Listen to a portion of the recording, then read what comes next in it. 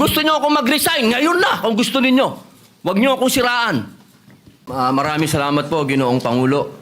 Nais ko lamang pong kunin ang pagkakataon nito bilang parlamentaryong pagsisiyasat po. Sana ganap po di ito sapagkat, Ginoong Pangulo, ako po'y naguguluhan. Sapagkat dito pong nakaraang Huwebes, meron pong naglabas na isang journalist ito, isang istasyon, na sinasabi na ako daw po ay nagngat-ngat dito sa loob ng Senado. Ito po ay Ano po yung... middle finger po. Habang tayo daw po ay nagsasagawa ng lupang hinirang, nagpa-flag ceremony, ako daw po ay nagngat-ngat. At ito po ay naging malaking issue. Ako po ay nagtataka, Ginoong Tagapangulo, sapagkat noong pong dati, na binigyan ako ng issue na isang chismis, naglabas po kaagad ng ating Sergeant of Arms ng report at binigay niya po kaagad sa media.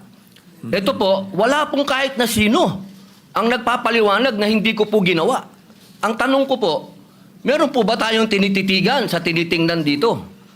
Kasi napakabigat po ng akusasyon na ito sa harapan po ng ating bandila. Ako po yung magngangat-ngat. At gusto ko pong ipaalam sa ating mga kasama, kung politika lang, handa po ako mag-resign. Pero pagka-religion ko po ang pinag-usapan, kahit sino sa inyo, kung ano gusto nyo, wala pong problema. Pero wag pong religion ko. Hinihingi ko po, wag pong religion ko, mahal na tagapangulo. Dahil ito po'y malaking kabastusan sa amin. Ito po, ang sinisip na ko po, ito po'y nag-iisang Diyos. Dito po nakasalalay ang aming pananampalataya. Handa po kaming magpakamatay para dito. Sana po wag pong gamitin ito para siraan ako. Dahil sinasabi ko po, mahal na tagapangulo, kung gusto niyo ako mag-resign, ngayon na kung gusto ninyo. Wag niyo akong siraan. Yun lamang po. Maraming salamat po.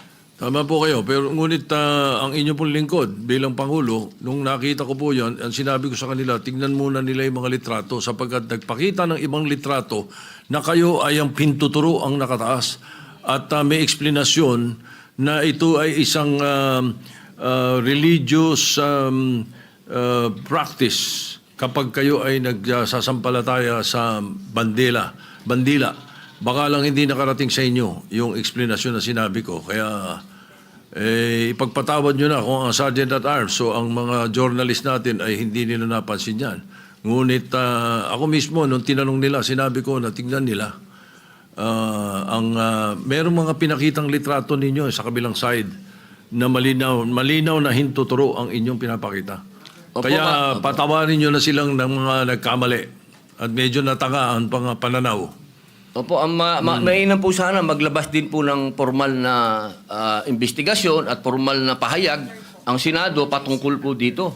Kasi, Ginoong Pangulo, yung lumabas pong mga, meron pang parang dinoktor pa Meron pong, malabo yung isang litrato Meron pong nilabas sa apology ang Rappler Opo. sa inyo. Opo. Na ito ay mali ang pagkakasabi nila na kayo ay merong ginawang tawag niyo po, ingat-ngat. Opo.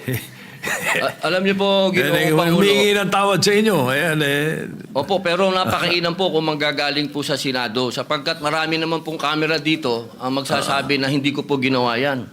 Hindi ko po magagawa yan. Tama. Napakalaking pambabastos po niyan. Hindi ko po magagawa, Ginoong Pangulo. Ako na mismo bilang bilang Senate President o tagapangulo ninyo, ako na nagsasabi na hindi ninyo ginawa yan. At tama yung mag-apologize sila sapagkat mali ang pinakita nila.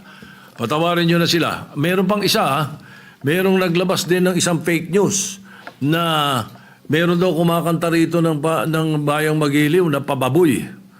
Papayagan ba natin mangyari dito yun? Hindi po totoo yun. Hindi nangyayari yun. Nandito kami at wala tayong nakitang nagkumanta ng Bayang Magiliw dito o ng Lupang Hinirang dito na mali. Kaya dapat nag-iingat ang ating mga netizens na ibang napakahusay ng mga netizens natin kung tutuusin Pero may mga ilan nakakasingit talaga ng mga fake news na ganyan. Siguro masyado lang kayong popular kaya kayo pinag-initan. Maraming salamat po, Ginoong Pangulo. Wala po.